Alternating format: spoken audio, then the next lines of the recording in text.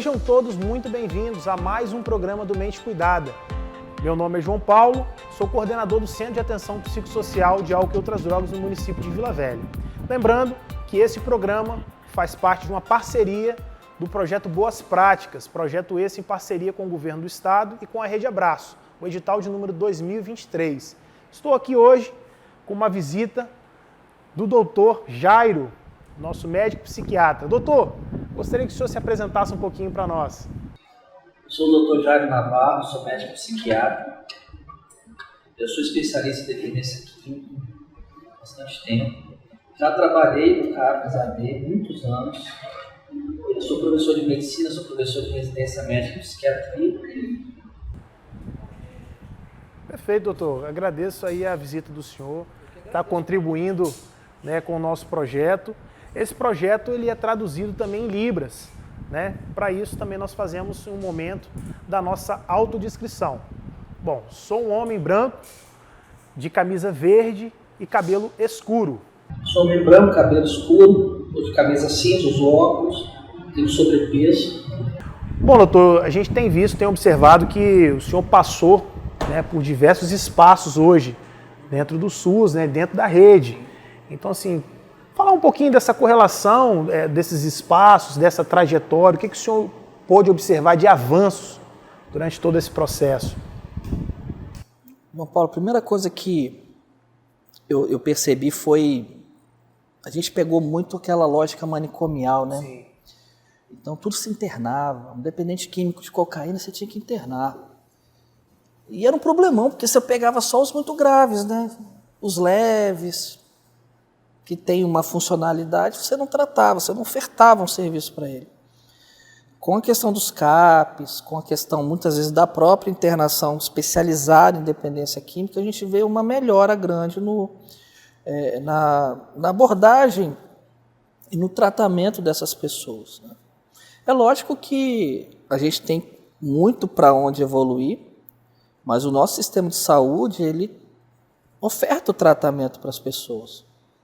Lógico que poderia estar melhor, né? A gente tem um subfinanciamento, tem uma série de...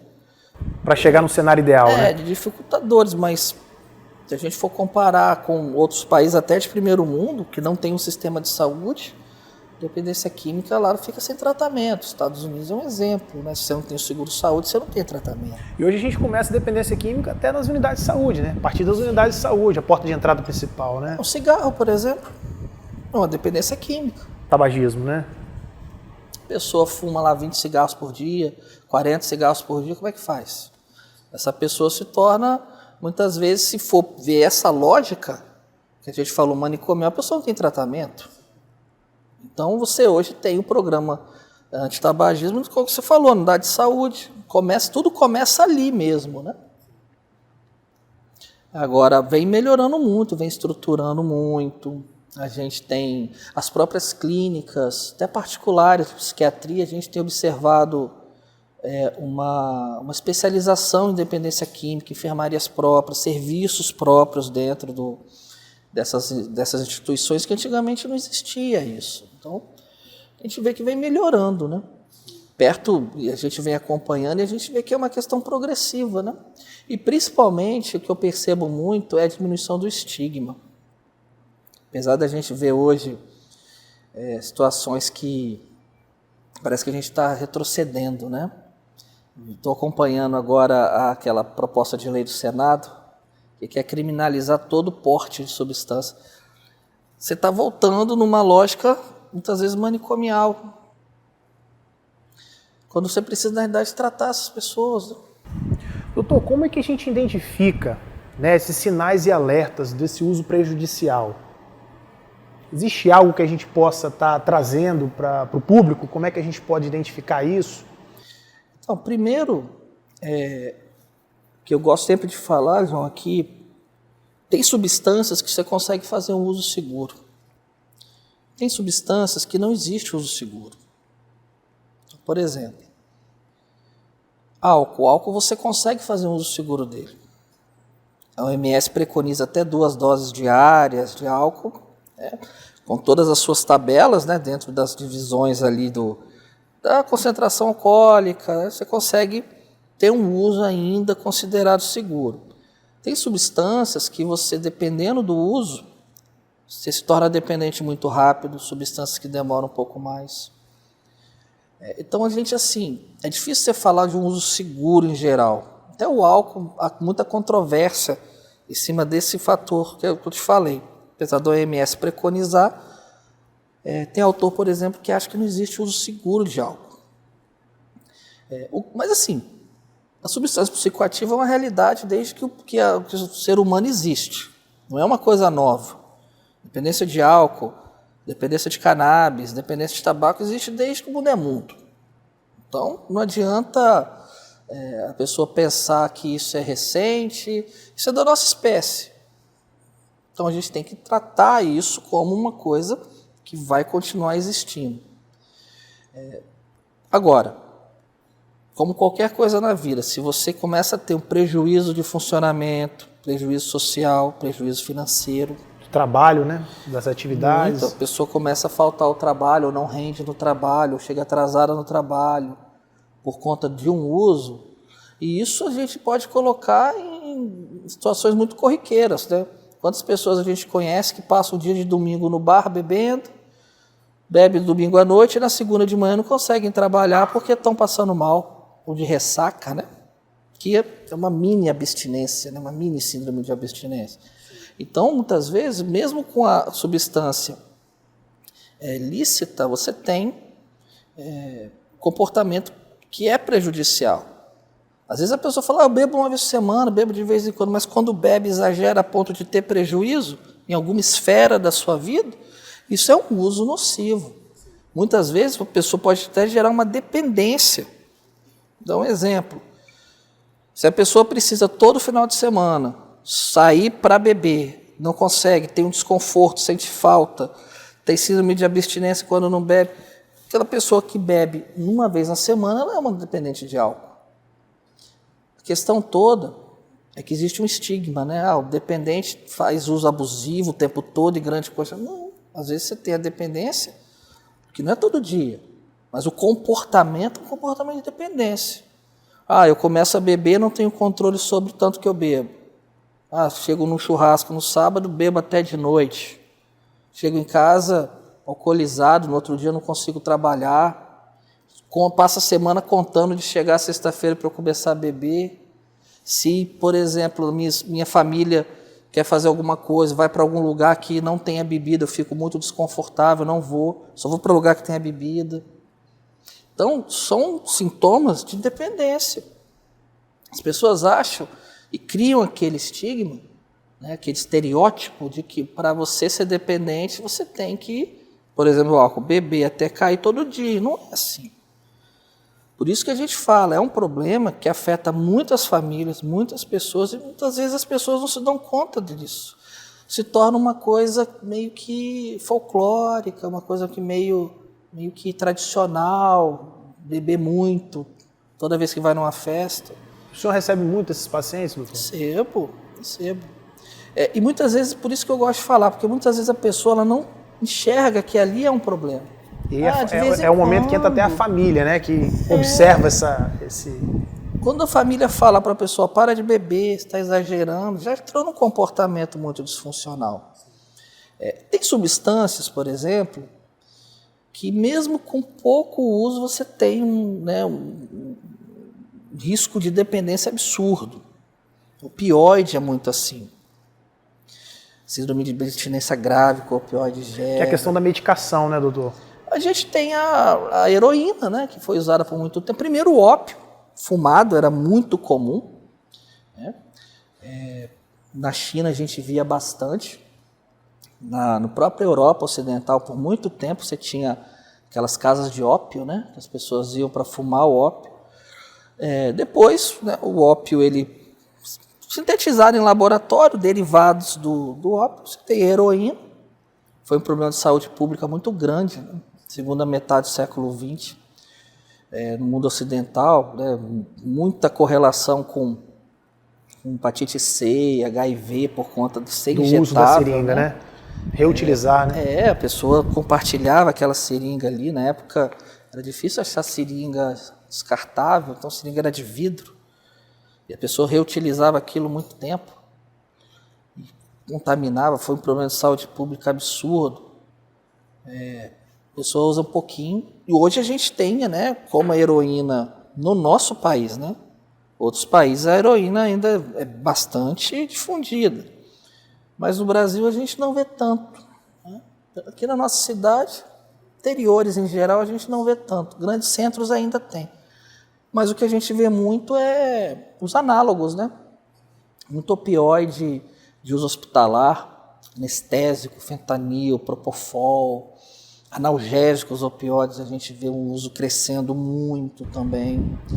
Os psicotrópicos também, né, doutor? De certa forma, né? Muitas vezes, morfina comprimido. Sim. Né?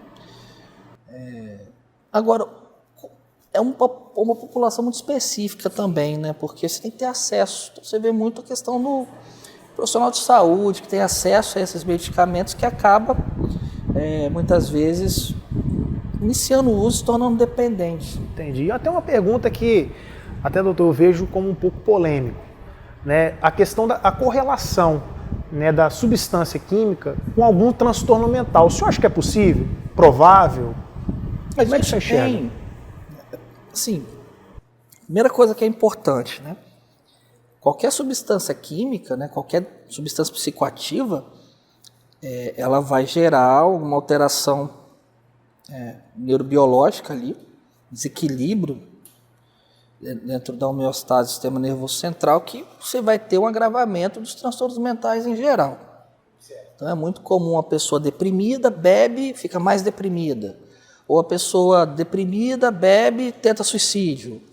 A pessoa bipolar, está estabilizada, começa a usar substâncias, maconha, cocaína, álcool, desestabiliza, entra no episódio maníaco, episódio depressivo. É muito comum, né, a associação também da maconha com psicose. A pessoa tem uma esquizofrenia, um transtorno bipolar, uma psicose, seja ela qual for, ou um transtorno de personalidade estável também, emocionalmente estável, borderline, a gente vê muito. Utiliza a substância e desequilibra. Substância gerando um transtorno mental, a pessoa não tem nada, usou uma substância, passou a ter um transtorno. A gente tem uma associação com a maconha, né? Lógico que não é o fato, a pessoa fumou maconha vai gerar uma Não psicose. necessariamente, né? A pessoa tem uma predisposição. Mas existe essa correlação. Existe. A pessoa tem uma predisposição, a pessoa tem uma genética, qualquer desequilíbrio ela teria... Desencadear nisso, né? Ela começaria, abriria um quadro psicótico. Se ela utiliza maconha, ela tende a abrir um quadro que talvez nunca fosse aberto, caso ela não utilizasse, e também você acaba tendo um uso muito precoce, né? A gente vê o uso da maconha muito em adolescente. A pessoa está bem, está ali com aquele equilíbrio dela, tem toda uma predisposição, utiliza a maconha com seus 13, 14, 15 anos, abre a psicose dali para frente. E aí depois que abre, a pessoa se torna, né, muitas vezes um psicótico crônico. É até um tema, né, que a gente vai trabalhar aqui dentro das nossas entrevistas, essa questão do uso precoce, né? A pessoa, sim, desde a primeira, ali, na infância, ali, já está fazendo uso de algum tipo de substância. É um grande problema, né? E pode desencadear problemas graves de saúde pública. O que acontece, João Paulo? É o seguinte, a substância psicoativa ela vai gerar uma série de problemas, série de alterações, seja a substância que for, vai gerar um monte de alteração cerebral. Se você faz essa alteração no momento em que você está com o seu cérebro em desenvolvimento, você vai atrapalhar esse neurodesenvolvimento. Certo. Se você utiliza, por exemplo, alguma substância que atrapalhe na gestação, por exemplo, você vai ter uma má formação grave. Se você usa, por exemplo, numa criança pequenininha, no bebezinho, você vai ter alteração grave. Se você utiliza isso, por exemplo, num adolescente que está em formação, você está tendo poda neuronal, você está tendo toda aquela formação do circuito cerebral daquela pessoa, você vai ter um desequilíbrio maior, você vai gerar grandes problemas. Por isso que a gente fala, quanto mais cedo utiliza, pior é o resultado. Quanto mais cedo utiliza, mais fácil é para se tornar dependente. Você cria uma predisposição maior, você está em formação. Você não tem os circuitos ainda completamente prontos. Se você utiliza a substância, núcleo accumbens, sistema límbico, a chance deles se tornarem, de ter uma adição, a substância é muito maior. Por isso que a gente fala, por que o álcool é consumo para maiores de 18 anos? Apesar de 18 anos a gente ainda considera cedo. O ideal é que não se usar a substância, mas se for usar, pelo menos seja aí depois dos 20, 25, pelo menos o cérebro está formado.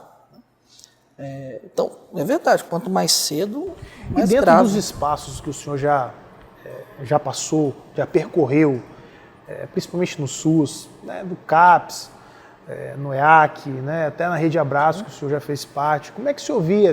Chegava muita demanda desse tipo de correlação com transtorno mental, transtornos associados? Abertura de quadro psicótico era a coisa mais comum a gente ver com o uso de cannabis. Era muito comum. Era muito comum a gente ver o desequilíbrio, né? A pessoa com o diagnóstico, indo bem, aí começou a fumar maconha, aí o tratamento vai por água abaixo. População pediátrica é mais difícil da gente ver com substância, apesar de já ter visto. Certo. Eu já tive caso de ver criança de 8, 9 anos usando cocaína, fumando crack. É uma realidade, né, doutor? Antigamente a gente via até a questão dos solventes, né? Aquelas crianças que cheiravam cola, era tão comum antigamente. Hoje melhorou muito, hoje você não vê tanto mais. Mas eu lembro, há 20, 30 anos, era a coisa mais frequente. Anos 80 no Brasil, era uma dependência química em criança, ninguém lembra, né? Solvente, cola de sapateiro é um solvente. E muitas vezes as crianças usavam, criança em situação de rua, usava para tirar fome, né? Situação que a gente falando hoje, eu estava comentando isso com os meus alunos um dia desses, falei, poxa, mas isso acabou, né? Eu falei, graças a Deus, né? É a melhora socioeconômica. Se a gente for comparar o nosso país hoje, 2024, o ano de 84, 40 anos no passado, está bem diferente, né? É verdade. Mudou muito. Doutor, a gente entende que houve, né, diversas mudanças, né? Entendo que algumas delas até positivas, né, como a criação dos CAPs, né, dos centros de atenção, a melhora do entendimento, né, das questões desse público no tratamento, no quesito de tratamento. Então, assim, como é que o senhor vê o desafio? Hoje existe a questão da clínica multidisciplinar, né? Então a gente tem todos uma gama de profissionais que auxiliam no diagnóstico, auxiliam, né, no PTS ali daquele paciente. Mas assim, qual seria o desafio hoje da psiquiatria para esse público AD? Como é que o senhor enxerga esse desafio? Não, Paulo, os desafios são muitos, até por conta da diversidade. Quando a gente fala de dependência química, a gente está falando de várias doenças diferentes, né? Dependência de álcool é um tipo, dependência de cocaína é um tipo, dependência de maconha é um tipo. E para cada dependência a gente tem suas dificuldades, né? Vou dar um exemplo aqui. Qual que é a grande dificuldade que a gente tem com a dependência de álcool? A exposição. Então, eu tenho paciente lá que está super bem, sai de casa e contra um bar recai. É a coisa mais comum.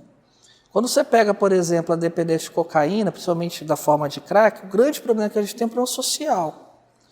A pessoa fica em situação de rua, a pessoa, para custear o tratamento, às vezes começa a cometer determinados ilícitos para poder sustentar essa dependência. Muitas vezes ela tem uma família, e aí ela começa a pegar coisa em casa, a família muitas vezes vai se aborrecendo, vai cansando, né? E muitas vezes abandona aquela pessoa, ela vai para a situação de rua. E na situação de rua não tem como não usar. Às vezes a pessoa começa a traficar para sustentar o seu uso, que é a coisa mais comum. Como eu falei, começa a roubar. Então, dependendo da substância, a gente vai ter uma dificuldade, né? É lógico que a grande dificuldade que a gente tem, primeiro de tudo, né, é você ter exposição à substância. Eu falo, se você for, por exemplo, hoje na Arábia Saudita, você não acha dependente de álcool. Não tem. É um dado interessante. Tem, porque não é vendido. Se alguém for lá e vender uma bebida alcoólica, preso, e coisas piores ainda. É uma questão da cultura muçulmana. Hoje, com o turismo, você acha ainda em hotel, tem os seus lugares próprios, né? Eu estava até lendo um artigo um dia desse falando dessa mudança na própria Arábia Saudita por causa da liga de futebol deles. Muito estrangeiro indo para lá e eles tiveram que fazer concessões na legislação deles. Então hoje você já tem bares que você vende um pouquinho da bebida, hotéis vende. Se você for estrangeiro e consumir, tiver, né, todo legalizado ali, você não tem uma pena, você vai ter mais uma questão mesmo administrativa. Mas existe uma restrição muito grande. Primeiro, se você não tem a substância, você não tem como, você não tem experimentação, você não tem exposição, não tendo exposição, não tem dependência. Para você ter a dependência, tem que ter uma exposição anteriormente. Não tendo. Agora, dependência de cigarro, por exemplo, de tabaco, é muito grande nesses países. Dependência de maconha é muito grande em alguns países muçulmanos, em que é tolerada a maconha. No nosso mundo ocidental, eu falo que o Brasil é o extremo ocidente, tudo chega depois aqui, a gente é muito diferente dos outros, acho que até pela língua, né? A gente não fala inglês nem espanhol, então a gente fica meio deslocado. Aqui no Brasil a gente tem uma dificuldade grande, né, com álcool pela exposição, e exposição muito precoce também. Existe muito uma cultura no álcool. Por isso que não é à toa, é a substância mais consumida no nosso lado do planeta, né? Você vai comemorar o aniversário, vai comemorar Natal, vai comemorar Ano Novo, tudo brinde, né? A bebida alcoólica ela está sempre envolvida. Existe o glamour por trás da bebida, né? Ah, vou numa festa chique, tem o uísque. Uísque bom. Ah, vou sentar com meus amigos para conversar, cerveja. Ninguém faz diferente. Você vai num país muçulmano, as pessoas sentam para tomar chá. É uma questão cultural. O álcool tem muito esse problema. Só que o álcool, por ser culturalmente aceito, você tem ainda, como é que eu vou dizer, uma tolerância, você tem menos preconceito no uso. E no próprio tratamento. Você pega a substância que é altamente discriminada, maconha, por exemplo, muito discriminada no Brasil, cocaína, você tem mais dificuldade de acesso. É fácil, por exemplo, você ver, é muito mais fácil você ver paciente procurar com o uso do álcool do que procurar, por exemplo, porque ele usa cocaína ou crack. Pois é, esse tema, a gente junta, né? A questão do tema. Sim. Com o psiquiatra, sempre tem aquele questionamento da internação. Né, doutor? É uma questão até polêmica de muitos estudos que estão sendo realizados acerca disso. Eu, particularmente, entendo que a internação hoje ela faz parte do tratamento. Sim. Porém, ela não é o tratamento. Eu acho que é uma ferramenta é uma ferramenta para, né? E assim, como é que o senhor enxerga a questão tanto da medicalização, né, quanto da internação, como uma forma de tratamento desse sujeito? Então, a internação, como a gente falou, é uma ferramenta. Dependência química é muito mais completa. Não é uma bactéria que entra na pessoa, cria uma infecção no pulmão, você interna, faz antibiótico e acabou. Certo. Isso é toda uma construção, isso aí é tudo uma vivência. Né? Tem a questão genética, que é importantíssima. Questão ambiental, como a gente falou agora há pouco. A internação, muitas vezes, ela entra no sentido de fazer uma desintoxicação. A pessoa está num uso tão disfuncional que ela precisa interromper. Porque outra coisa que era mito antigamente, né, João? Tratamento da dependência química é igual a abstinência. Isso não existe. Eu vejo colega ainda preconizando isso.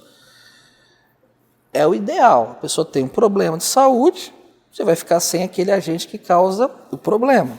Isso é o ideal, isso é o mundo ideal. Eu tenho dependência de álcool, então nunca mais vou beber. Eu tenho dependência de nicotina, nunca mais vou fumar cigarro de tabaco. O mundo ideal é esse. A gente tem que ir para o mundo real.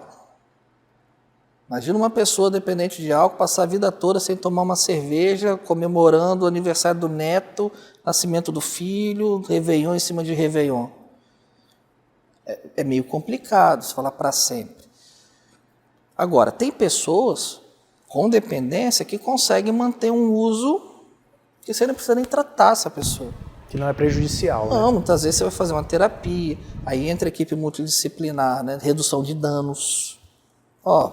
Você quer beber, mas você não vai beber e dirigir para você não ter um problema sério. Você vai beber, bebe em casa, porque se você beber na rua, você vai criar um problema. Redução de danos. Seria uma disciplina, né? Agora, tem casos em que você tem que fazer internação. Tem casos que você tem que fazer a abstinência completa. A pessoa tem um transtorno mental grave. Não vou nem entrar nas doenças clínicas, mas você tem lá uma esquizofrenia. Você não pode usar substância psicoativa em hipótese alguma tendo uma esquizofrenia. Por conta da A pessoa potencialização, tem um transtorno né? bipolar. Transtorno bipolar, a pessoa bebe, por exemplo, o risco de cometer um suicídio é absurdo. Então, tem casos em que você tem que fazer uma abstinência completa. E muitas vezes você tem que internar. Algumas dependências você tem uma necessidade de internação maior que outras. Então, por exemplo, álcool. Dependentes graves de álcool muitas vezes precisam ser internados para você manejar a síndrome de abstinência. Dependente de maconha, é raríssimo de você precisar internar pelo perfil da substância, o que ela causa e a síndrome de abstinência também. Cocaína tem uma síndrome de abstinência bem intensa, mas ela é mais curta. O álcool, a gente às vezes tem que deixar muito tempo internado. Delirium tremens começa 72, 96 horas depois de ter interrompido o álcool. Então, a pessoa para hoje, daqui a 4, 5 dias, ela pode ter um delirium tremens, que é gravíssimo. Muitas vezes a internação faz parte do tratamento dessa substância. Outras dependências, a gente não tem uma necessidade tão grande de internação. Se você tem a dependência e tem um transtorno grave que desequilibrou uma psicose, um episódio depressivo grave, episódio maníaco, a pessoa com transtorno de personalidade começa a ter um comportamento agressivo, você tem que internar. Muitas vezes, pelo menos, ela tem que ir para uma emergência. Então, a internação, como você falou, ela não é um todo, mas muitas vezes é uma ferramenta necessária. E é, mais uma vez, importante a gente sempre falar isso para tirar o estigma da internação. Eu vou internar no manicômio, no hospício. Não, como se fosse a resolução do problema, né? Não é. Então, eu canso de ver. Meu filho é dependente de crack, quero que ele fique internado a vida toda. Não existe isso. Não existe, não tem como. 6 meses. Tempo é aquele tempo necessário para cada pessoa. Você interna a pessoa, ela fica internada até o momento em que ela tem condição de seguir seu tratamento ambulatorialmente. Tem coisas que você não muda na internação. Hábito, questão socioeconômica, onde mora. A pessoa mora em cima de um bar, dependente de álcool. Ou a pessoa dependente de crack mora, às vezes, num bairro, numa rua, que você tem o tráfico correndo solto. É muito difícil a pessoa ficar sem. Então, você tem essas outras questões. Existe toda uma questão do social. Também, né, não é única, obviamente. Né? Uma outra coisa que a gente vê também com frequência, mais do que a gente gostaria, a pessoa às vezes ter uma personalidade antissocial e isso se agravar com o uso de substância também. Então, cometimento de crime, violência doméstica, aquele cara que bebe domingo, aí agride a esposa, agride os filhos, às vezes comete um feminicídio ali. Pessoa, por exemplo, dependente de cocaína, que utiliza a cocaína, vai fazer um assalto, aquele assalto vira um latrocínio, por conta da ação da substância tendo uma personalidade já dissocial. Como é que você vê a questão da medicalização nesses casos? A gente, a rigor, não tem medicamento para dependência química, né, João? É bom deixar claro isso. Tem. Né? O que a gente tem hoje para o álcool, a gente tem alguns medicamentos que diminuem um pouco, né, a vontade de usar. A naltrexona é um deles, a gente tem o uso para tentar reduzir um pouco, né? A pessoa beberia 10 doses, usa o medicamento, bebe 5. Acaba sendo uma redução de danos no final das contas, né? É um medicamento específico. A gente hoje até tem alguns estudos que extrapolam a naltrexona para alguns outros transtornos, mas muito controverso. Né? Ele é bulado para o álcool. Eu já vi até estudo mostrando na compulsão alimentar, por exemplo, você ter o uso da naltrexona. Álcool tem alguns. Existe um medicamento antigo de sulfiram, que eu particularmente não acho ele eticamente adequado. pessoa toma o disulfiram, se ela beber, ela passa mal, horrores que ela não metaboliza mais o Então álcool. seria muito uma questão individualizada, né, doutor? De uma anamnese. Muito individual, até porque... E uma questão também de uma equipe multidisciplinar que ajuda Tem que ter. nesse manejo do caso, né? Agora, o que a gente vê muito é você tratar com o medicamento comorbidade. Sim. Hoje a gente Estão tem associadas, medicamento específico para o álcool, tem medicamento específico para nicotina. Nicotina a gente tem a bupropiona, a gente tem a vareniclina, né? O Champix é uma medicação interessante também quando você faz essa medicação, apesar do custo ser bem impeditivo muitas vezes. Agora, quando a gente fala de cocaína, maconha, não tem medicamento, não tem. O que a gente faz na realidade é manejo de sintoma. A pessoa utilizou cocaína, está uma intoxicação agitada, com taquicardia, você usa às vezes um benzodiazepínico para dar uma diminuída nisso. Mas não é um medicamento que você vai manter, porque a recaída não é por uma síndrome de abstinência e o medicamento também não vai tirar a vontade da pessoa usar. Você tem aquela vontade que é biológica ali na abstinência, mas depois você tem toda uma abstinência psíquica, né? A pessoa que se adapta ali, que quer o prazer daquela substância. Então, o tratamento ele é multidisciplinar. Não existe tratamento em saúde mental. O que eu falo, na psiquiatria, é impossível você fazer um bom tratamento sem ter uma equipe multidisciplinar. Não tem, é impossível. Alguma coisa vai acontecer que você precisa da equipe. E muitas vezes, quando a gente fala de equipe, você lembra que o psicólogo. O psicólogo é um deles. O nutricionista faz parte da equipe. O assistente social, assistente social fundamental. Não existe serviço de dependência química ou de psiquiatria sem serviço social. Não tem como, é impossível. Terapeuta ocupacional também tem feito demais. Um trabalho... Você tem que ter a equipe multidisciplinar. O terapeuta ocupacional ele ainda tem aquela prerrogativa até de reabilitar aquela pessoa, né? Porque muitas vezes a gente tem transtornos graves, o uso da substância por muito tempo pode gerar problemas neurológicos sérios. A gente tem casos de demência alcoólica, por exemplo. A maconha, a gente tem uma tendência, não em todos os casos, mas um prejuízo cognitivo é uma coisa frequente que a gente vê. Não é a maioria dos casos, obviamente, mas com certa frequência a gente vê. O terapeuta ocupacional nesses casos é excelente. É excelente. Então, o medicamento, mesma coisa. Ele é uma parte. Nem todo dependente vai precisar de remédio. Nem todo remédio tem indicação independente. Então a gente precisa ponderar muito isso, né? O que é melhor para aquela pessoa, criar um tratamento individualizado para cada um. Né? Perfeito.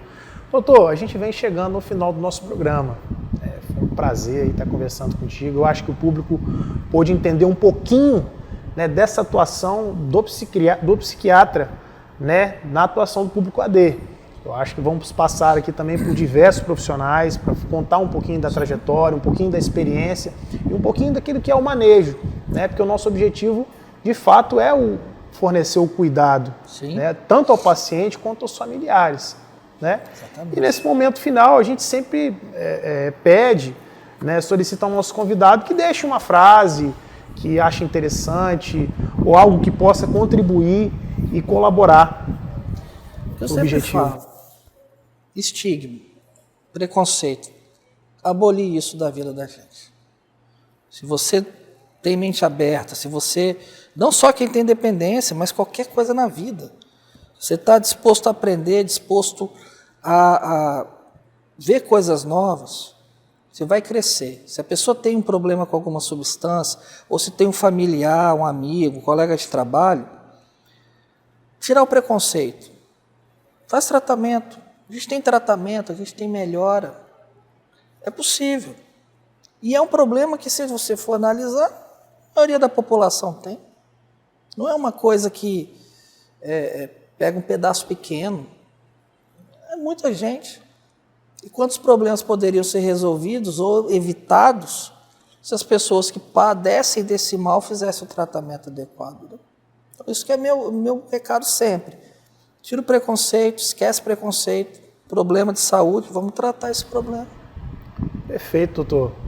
Agradeço muito a sua participação, a sua visita e a sua contribuição aqui para o nosso projeto. Encerramos aqui, né, mais um episódio do Mente Cuidada. Se você ainda não nos segue, estará o link na descrição do vídeo. Muito obrigado!